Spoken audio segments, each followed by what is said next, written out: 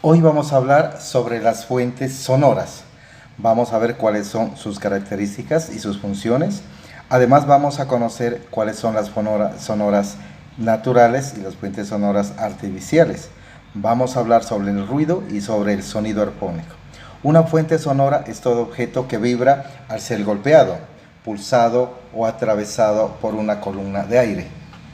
Cada fuente sonora tiene su característica particular, dado que su forma, su tamaño, su estructura y de qué está compuesta, hace que esto haga un sonido peculiar, particular, diferente a cualquier otro sonido. Estas fuentes sonoras y sus características particulares van a definir las cualidades del sonido, de lo que hablamos anteriormente, el timbre, la altura, la intensidad y la duración.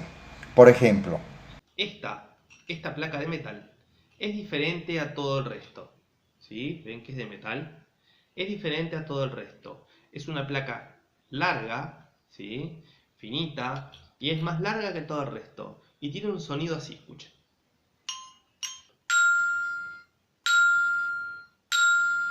¿Suena? Un sonido metálico porque es una placa de metal.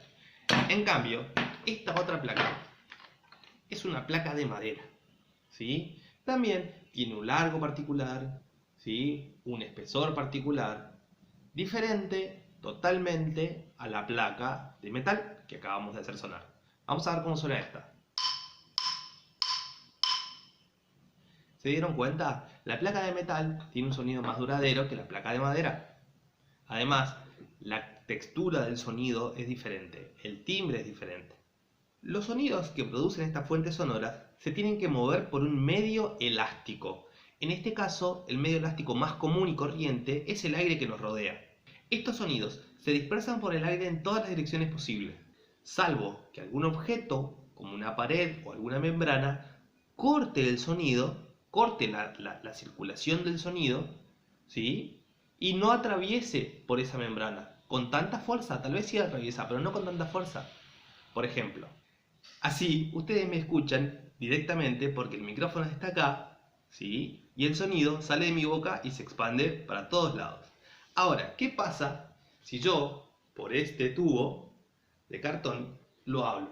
Hola, hola, sí, hola, sí, hola, sí. Se escucha menos el sonido porque las paredes del cartón, si bien son blandas, las paredes de cartón dejan escapar un poco de sonido, pero no del todo. Entonces se escucha mucho menos. Ahora sí, vamos a hablar de los dos tipos de fuentes sonoras que existen. La primera son las fuentes sonoras naturales. Estas son las que provienen de la naturaleza. Por ejemplo, los ruidos de los animales, la lluvia, el mar, el viento, etc. Pero también existen las fuentes sonoras artificiales, que son todos los objetos manipulados por el hombre que producen un sonido. De este tipo de fuentes sonoras existen dos diferencias. La primera son las que producen ruido. El ruido son sonidos anarmónicos que vibran pero sin tener una concordancia, sin tener una coherencia, y a veces son hasta molestos para los oídos. Por ejemplo, el ruido de los autos, de los camiones, de las máquinas, de los teléfonos celulares, etc. Pero también existen sonidos armónicos. Son sonidos que están afinados y que producen cierto bienestar al escuchar. Por ejemplo, el sonido de los instrumentos musicales.